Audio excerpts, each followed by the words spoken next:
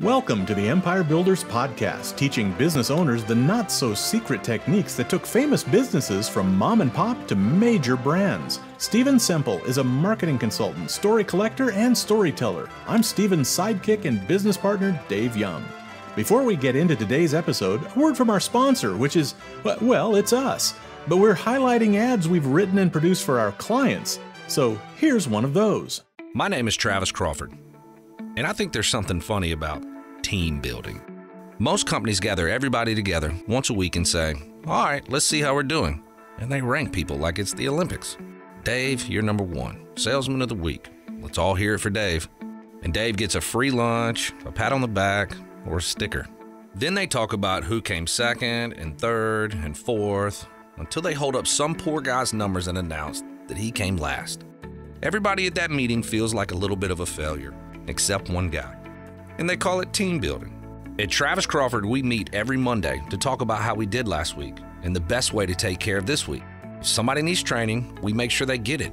If a project needs a special set of skills, we put the right people together. Because we're a team. We work together, we solve problems together, we improve together, and we celebrate together. And I think that's a lot better than a sticker.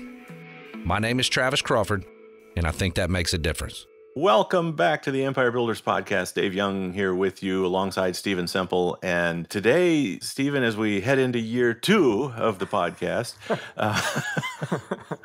you told me the topic, and I have never heard of it. I'm assuming we're back to Canada products. We're back to Canada, yes. So this is Sleeman's beer. I don't know anything about it. I don't love the name. I hope I love the story, because the beer sounds like a product that maybe Bart Simpson would order at the bar when he goes in, right? Give me a bottle of Sleemans. After you hear this story, you're going to be begging me to bring a case of this beer down for you. Well, I expect you to. And, maybe we're talking about beer today because, living in Canada in the summertime, and I'm here on the lake, the other night I was sitting out and just enjoying one of those beautiful evenings in Canada. And you know what I was drinking? I was drinking a bottle of Sleeman's Cream Ale, which is actually one of my favorite beers, and I've loved it for a long time. And I said, you know what? I need to tell the story of this beer because it's an awesome, awesome story. That's kind of where it all started, was that inspiration. It was originally started in 1834 by John Sleeman. Holy cow, that's a while back. 99 years later, in 1933, it was shut down. And then opened again by the great-great-grandson, the 5th generation brewer, John Sleeman, in 1988, 55 years after being shut down. Wow. In 2006, 18 years after reopening, it was sold to Sapporo for $400 million. And today is the 3rd largest brewery in Canada. So it's really quite a journey. That's amazing. So the Sleeman family name was originally Sleeman. Sleeman. In the 1600s, yeah, that's better. In the 1600s, you're going to love this. In the 1600s, the Sleeman family were pirates running illegal ventures out of England. Of course they were. Of course they were, right? Why wouldn't they be? This is documented. They were privateers. They were pirates. And by the middle of the 1800s, they decided to go legit and invest in something they really liked. Beer, right? Because what pirate doesn't like beer, right? So they started a brewery and a string of pubs in England. And at that time, they changed the name from Sleeman to Sleeman because they wanted to get away from their pirate past. That whole pirate background thing. You wouldn't want people to think that you were the same family. Exactly, as who pillaged them the year before. So just change the vowel. Okay.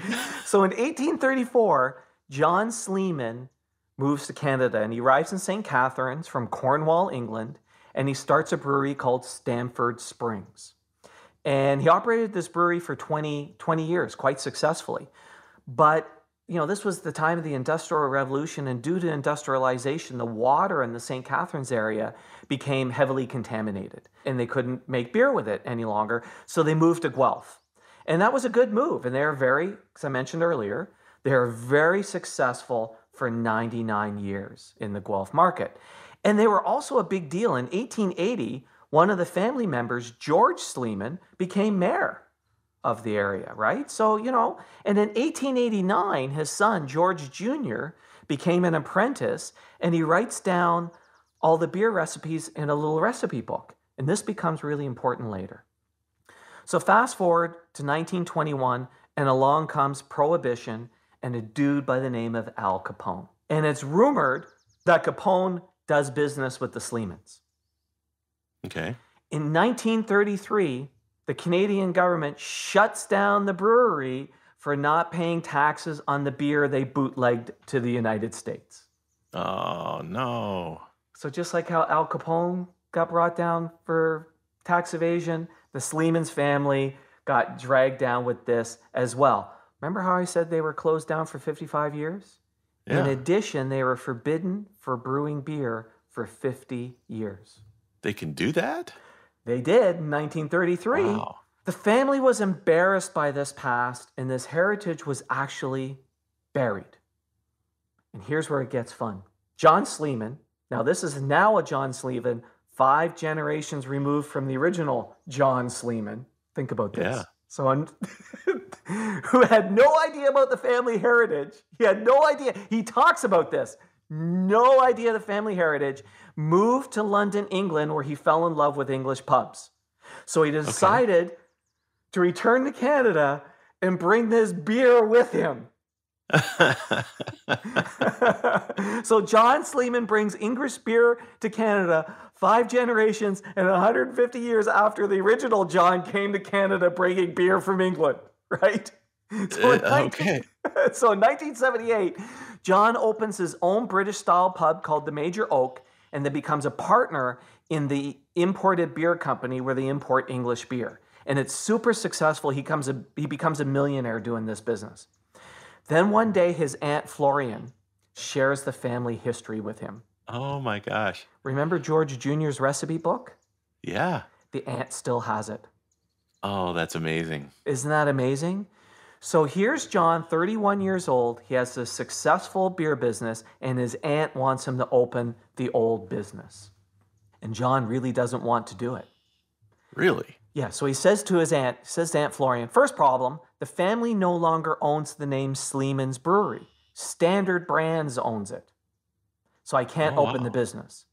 Good old Aunt Florian convinces him to talk to Standards Brand. And guess what?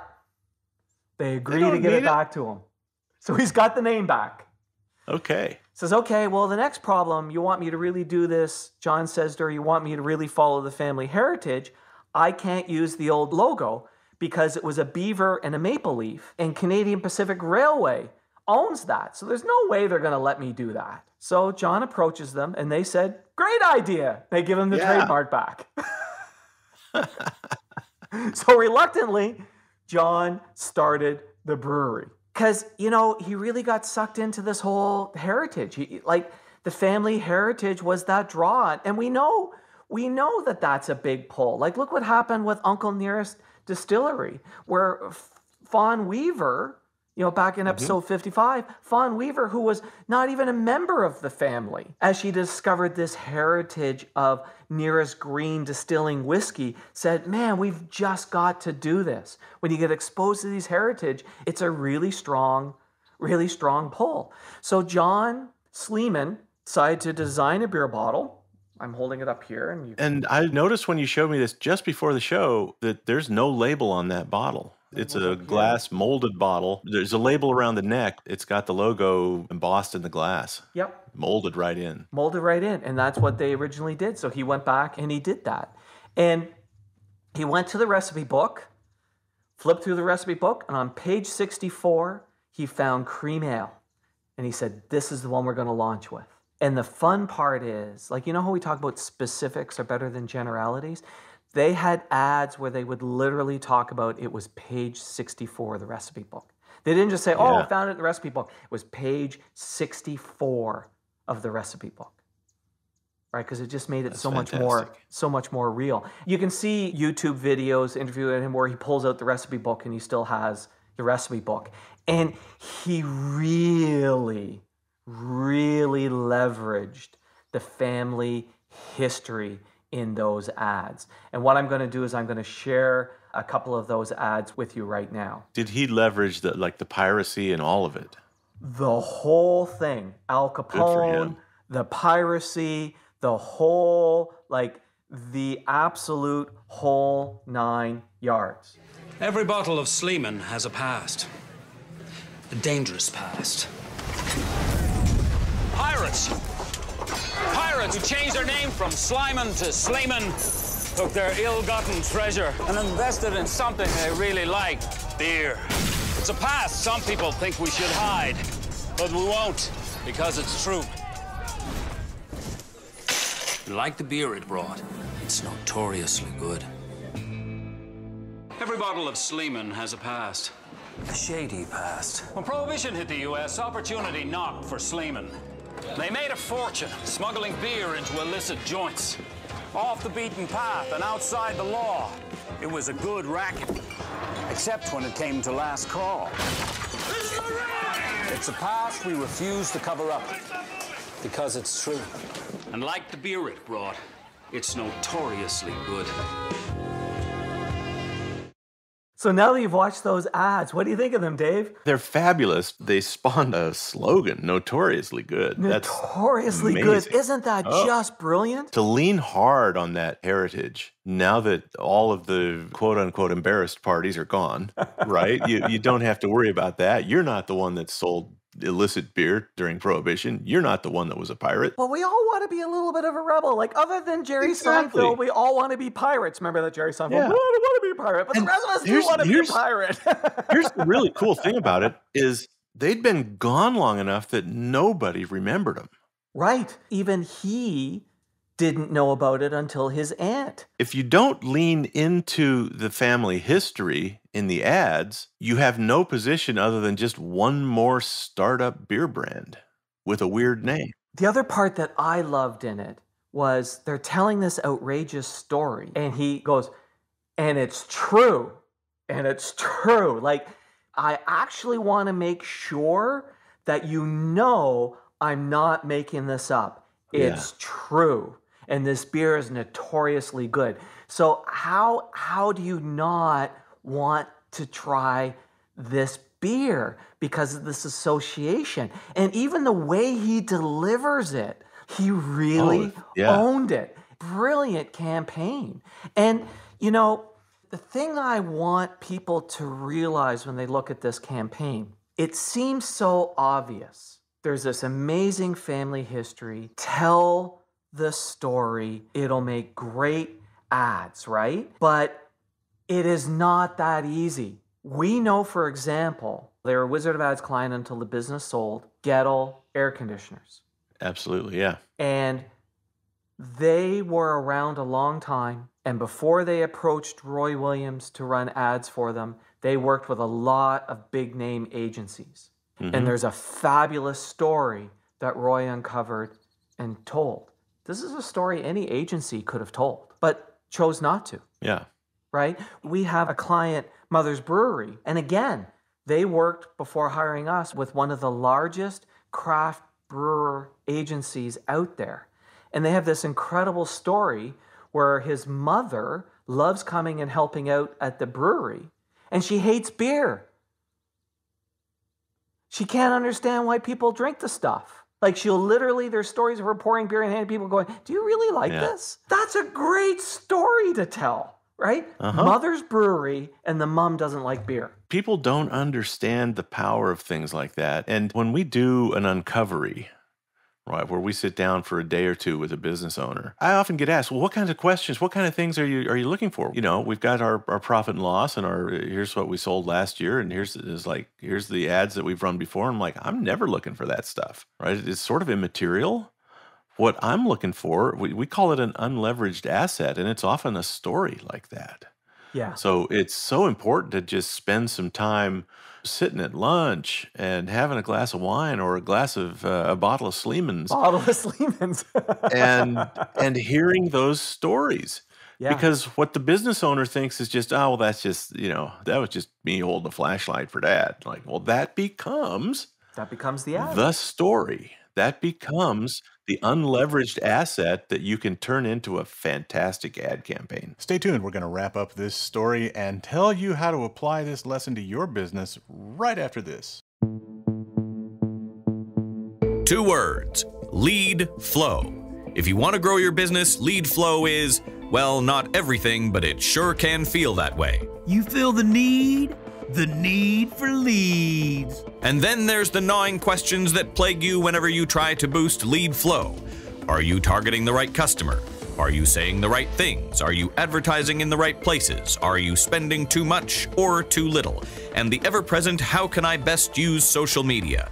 What if you could get those questions answered definitively in 90 minutes? You'd no longer feel the need for leads because now you'd know how to get them.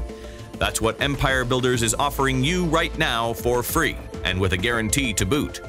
Go to empirebuildersprogram.com, book a 90-minute Zoom meeting with the empire building expert, and boom, questions answered, problems solved. We'll give you the real answers, guaranteed.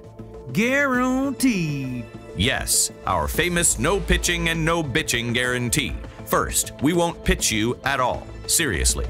If you want to work with us beyond our meeting, you'll have to explicitly ask about moving forward. And the bitchin' part? If you're not satisfied with the answers, say the word. And I'll pay you cold hard cash for your wasted time. No hard feelings. Now that's a guarantee. Look, Empire Builders take action. If lead flow is an issue for you, take action on it. Book your Zoom meeting at empirebuildersprogram.com. Let's pick up our story where we left off, and trust me, you haven't missed a thing. Did you notice that the Sleemans beer commercial, like the 2 that I shared with you, the ads were not about the beer. They didn't talk about the ingredients, didn't talk about the brew, didn't talk about, now they do have later ones where they talked about page 64. But again, even talking about the beer, about the ant finding the recipe book and him turning the page 64. It's about that has nothing to do with the beer. Right. But it made us emotionally want to try this beer. I think that's the power. You and Gary Bernier and I have done a couple of little videos about whiskey. Yeah. And all 3 of us are whiskey sommeliers. And one of the things that I tell people, I'm a whiskey sommelier because I graduated from the whiskey marketing school, which I am the vice chancellor of. I needed to do that before they would hire me as vice chancellor. So I did. But I am the least expert whiskey sommelier there probably is, because I got through it, but it's not my everyday thing. Right. But I have a half a dozen whiskeys that I love telling stories about. Right. And most whiskey connoisseurs will go, well, that's just, that's basic whiskey, right? That's nothing special about that. It was like, no, it's special to me, and let me tell you the story. Right. And when I'm done telling the story, we're going to raise a glass of this to my dad, because it was his whiskey. And it's like, that's a powerful story. That is a powerful story. And to me, you can elevate a mediocre brand with a powerful story. People want to uncover their story. Here's what they can do. Here's the challenge to figuring out the story. You can't do it in 15 minutes. You can't do it in 30 minutes. You can't do it in 90 minutes. Dave, we've all experienced this. Meet with the customer, and what do we do in the morning? In the morning, we let them talk about all the things that they need to talk about. And it's important because they got to offload all of those things. Yeah. Then we go for a nice lunch, have some drinks, and it's after we return from lunch when they've exhausted all the things that they want to talk about. All the things they think we need to know. And it's things that we should know, and I respect that. But the stories always come out in the afternoon. People want to uncover their story. What they can do is they can go to the Empire Builders podcast website. They can click on a link. They can book time to have a quick conversation, and then they can book a day with us. So we'll have all of the details on there for that day. And here's what I'm going to tell you.